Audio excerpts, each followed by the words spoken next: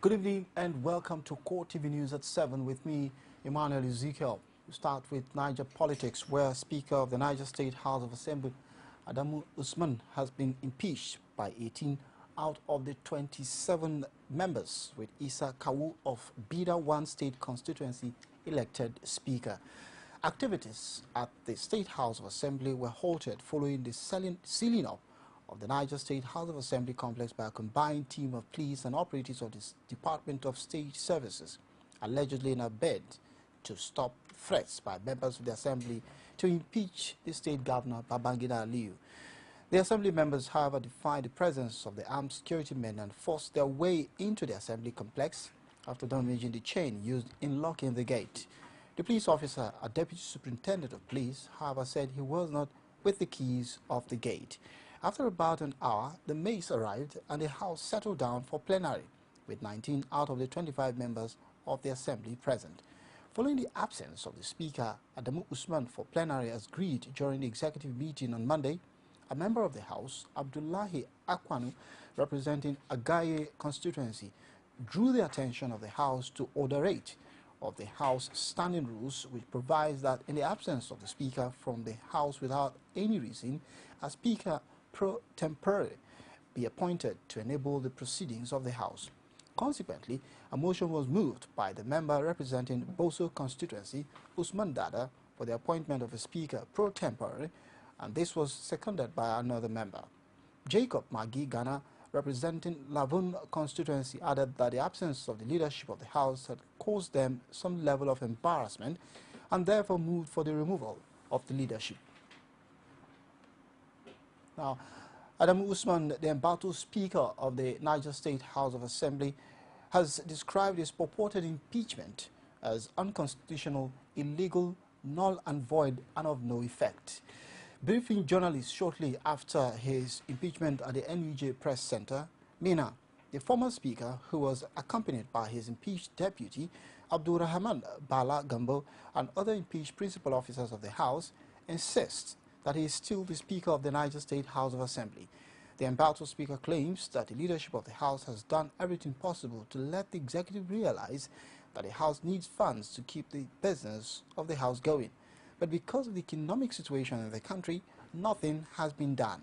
Besides this, the Speaker disclosed that there was a court injunction from the State High Court signed by the Chief Judge, Justice Fatih Lamin Abubakar, restraining the defendants jointly and severally from setting in motion any process of impeachment pending the determination of the motion on notice. On his reaction, the alleged impeachment threat on Governor Aliyu, Adamu says, and I quote, "What it means now is that the Governor, Muazu Babangida Aliyu, should get himself prepared because I advised him beforehand on this matter. So anything that comes out of it, he should get prepared." End of quote. Staying in Niger State, following the impeachment of the Speaker of the Niger State House of Assembly, reports reaching us say that there is a heavy security presence at the main entrance of the Niger State Assembly complex. Unfortunately, journalists have been barred from recording current happenings at the complex. In another development, we hear that cars belonging to the former Speaker of Niger State House of Assembly, Adamu Usman, were vandalized in the early hours of today. The windscreen of the cars, which was parked at his residence, was smashed. At the Niger State House of Assembly complex, on the other hand, the new Speaker of the House, Issa Kawu, and members of the House sympathetic to him were denied access as policemen and reared tear gas to disperse the crowd. Away from Niger State, but staying with impeachment problem following the ongoing political impasse in Enugu State leading to the current impeachment move against the Governor Sullivan Chime, concerned Enugu indigents across the state have started reacting. They faulted the actions of the governor, promising to do everything humanly possible to ensure the governor does not go unindicted. Correspondent Ajibade Awofesa has more in this report. According to a legal practitioner, Lucky Chuku, the ongoing face-off between the executive and the legislative arm of government is a total fiasco in our democracy. Chuku said a situation where one arm of the government tries to ground the other is totally out of the provision of the constitution. In less than 2 months to leave office. That somebody is facilitating lands in Enugu State, selling the lands to his cronies, his brothers and sisters. That somebody wanted to sell water corporation that was not even listed for concession, that is not backed by any law. I mean, there are a lot of impunities going on in Enugu State, and it has to be addressed. Laughable. It's quite laughable because every well-meaning Nigerian knows that even the 8 members that are playing the script of somebody, when the person they say is leading the 7 members couldn't raise a singular issue against the speaker, I'm happy the media is on their feet now because they address the speaker as the authentic speaker and the other one as the purported speaker because they know what is happening. Yesterday the NTA made clear to everybody that even the men they used was not the correct mess. So why should we involve ourselves in this type of impunity?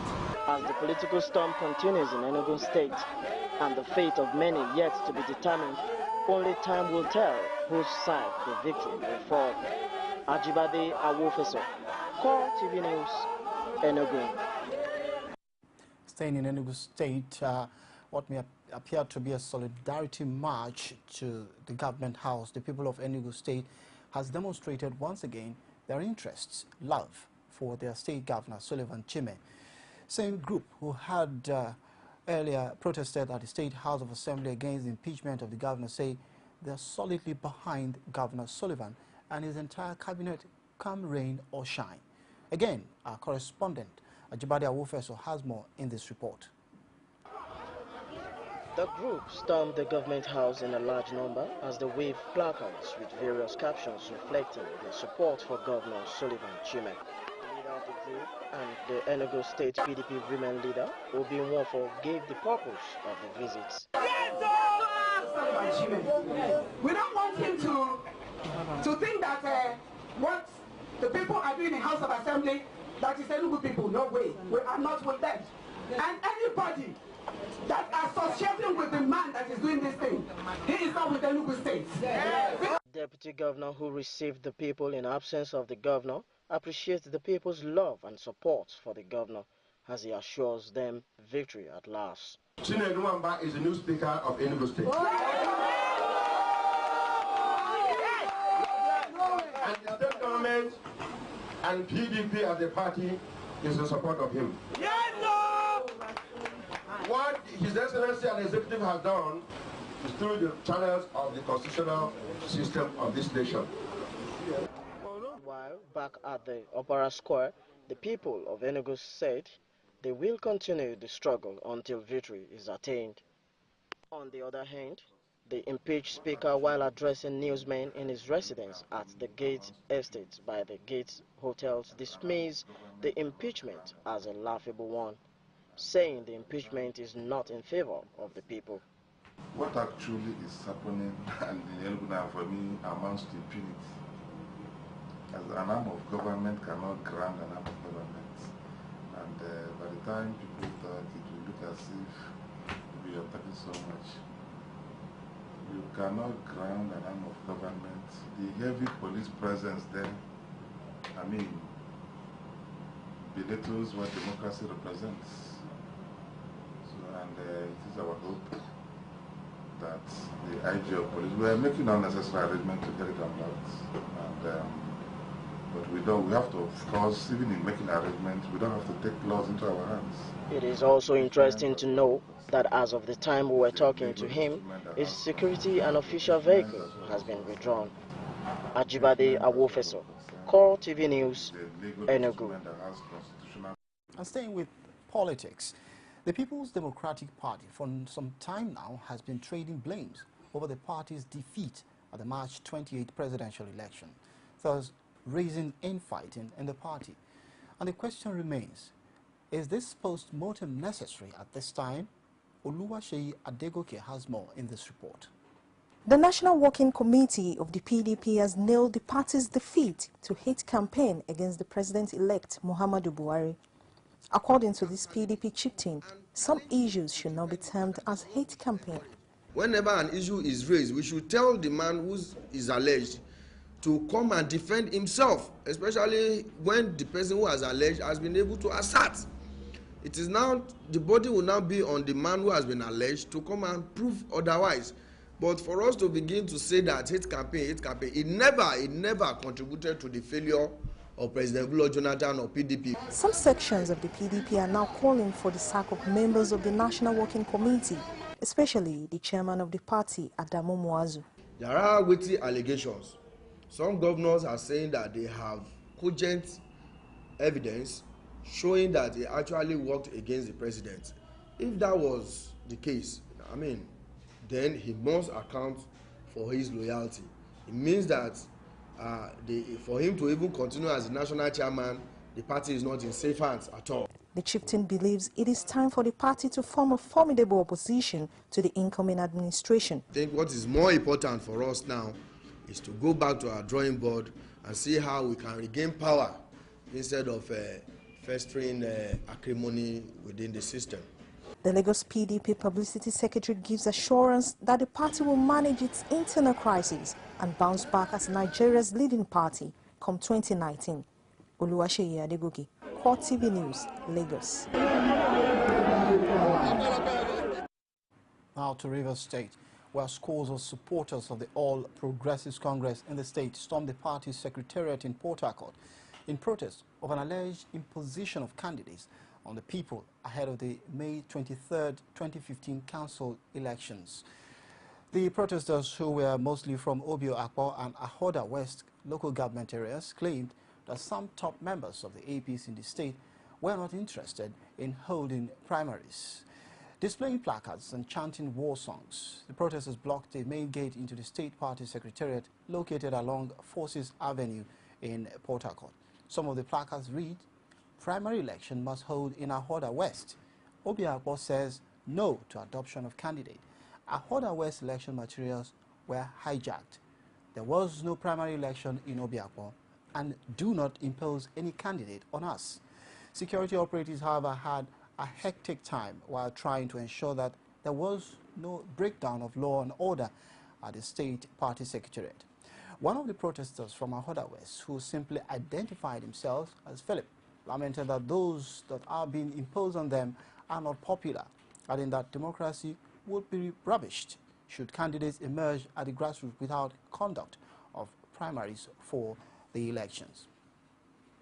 If you've just tuned in, this is CoreTV News at 7. We'll go for a quick break. We'll come back and bring more stories. Stay with us. You can now watch CoreTV News live from anywhere in the world on our website, www.coretvnews.com. Click on Live TV on our website and watch us live. And welcome to CoreTV Primetime Days. To follow us on Twitter, click on Twitter icon on our website. On Facebook, click on the Facebook and YouTube to see all our previous news production. You can also watch us live on YouTube. Click CoreTV, leave a space, then news. CoreTV News, our 24-hour news station. Welcome back. Well, you can reach us on the following social media platforms: Facebook, facebook.com/CoreTV News, or our Twitter handle at CoreTV News NG. You can also check our YouTube channel, youtube.com/CoreTV, leave a space, and the news.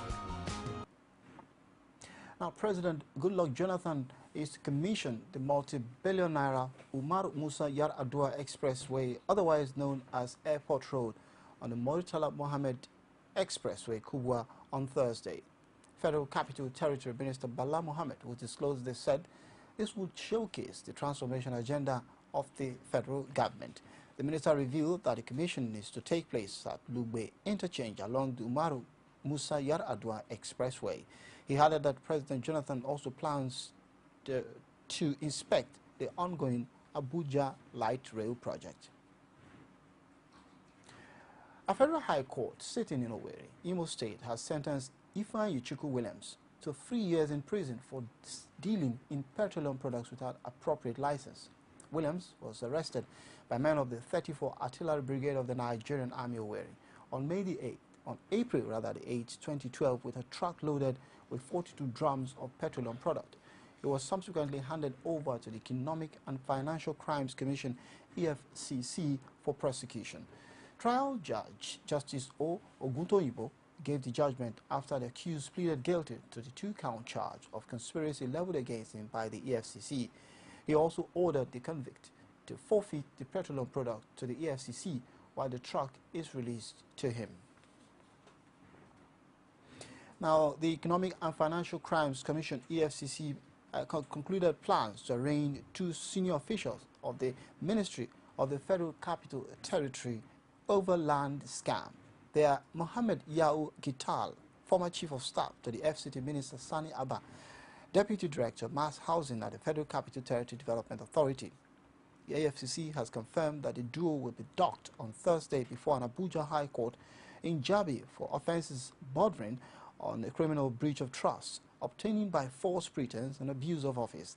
The commissioner said in a statement that the men allegedly conspired to defraud one Duru Ejiogu of 60 million naira on the pretext that they would use the money to facilitate a change in the status of a land set aside for massive recreation to residential use. Police Sergeant, Acting Inspector General Police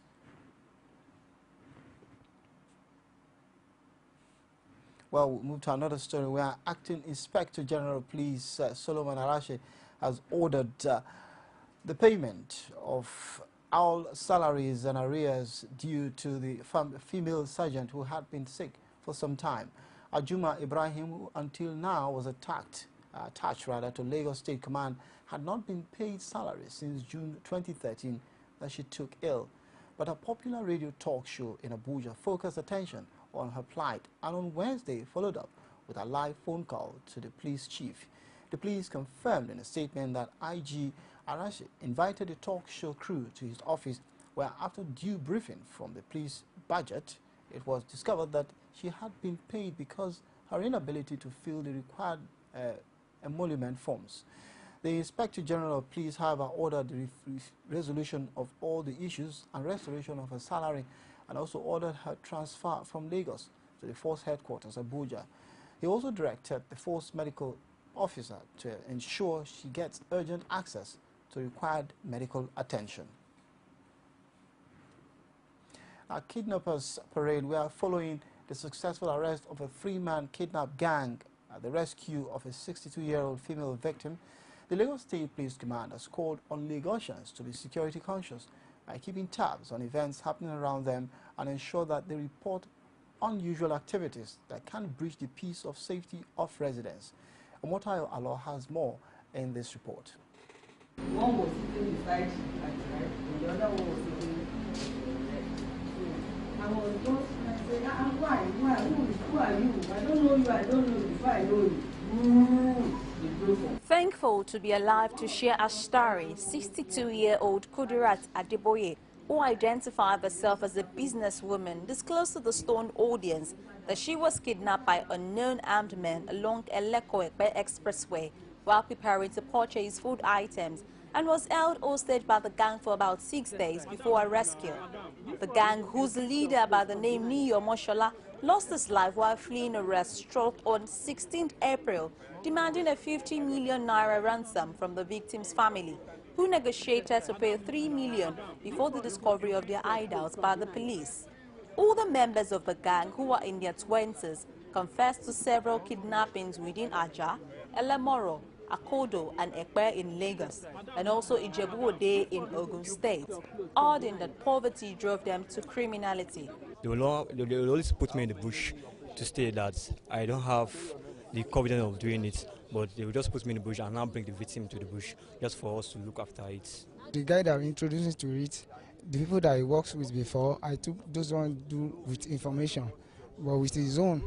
He knows nobody, but he just tried to confuse, check someone. If this one is person we can attract, so that's only what he looks.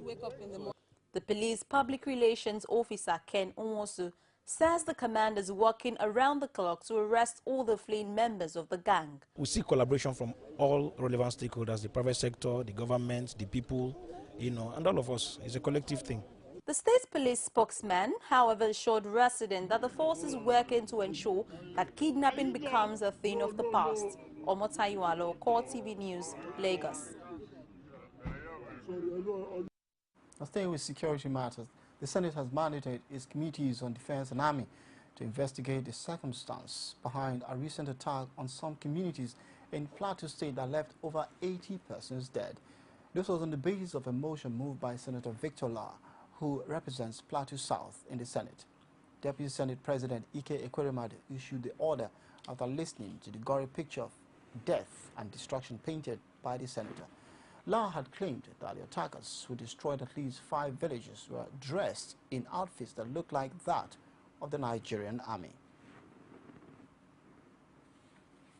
Their operations tended to imply that they were not genuine Nigerian army personnel because they used matches to hack down people, they shot at and killed women and children, they killed men, uniformed policemen and civil defense personnel, they burned down every and any house within reach, and they used petrol to burn the bodies of the victims that they killed. The essence of making this explanation, Mr. President, is that when our brothers and sisters in the Northeast were under the heavy yoke of insurgency, and there were operations that tended to imply that it was either the army or Boko Haram, this Senate took the wise decision of listening and sending a committee to investigate and reporting. Our prayer is that we should see to the end of this insurgency in any form, whether it is military, armed militia, or insurgency, or any kind of unfortunate attack on ordinary citizens. We condemn it and hope that it will come to an end as short as possible time. Since we are not sure whether this operation came from the armed forces or insurgents or armed militia, let me quickly suggest that the Committee on Defense should contact the Military High Command to verify the identity of those who carried out this attack. Now to outfall of the Sambisa rescues, while Sambisa forest returnees savour the joy of their newfound freedom, the over 200 who return pregnant are left to face the harsh reality of new status. A medical practitioner, Ireti Akinola, says more than just taking them back into the society, proper health care should be provided to the women according to their stages of pregnancy. Oh yes, they're pregnant. It depends again on what stages the pregnancies are. It depends again on, after being counseled, what's their own state of mind. Again, depends on the religious background and all that. There are those who believe that abortion is not to be toyed with, that's nothing, is a no-go area. There are laws, there are jurisdictions that allow that abortion can be procured in cases of rape. You understand? But then you want to abort, you don't abort a child that is 7 months, 8 months, and all that sort of things. That we conclude CoreTV News at 7. Do not go away as we come back in just a moment, the next half hour, to give you the day's dose of the reporter. My name is Emmanuel Ezekiel. See you later.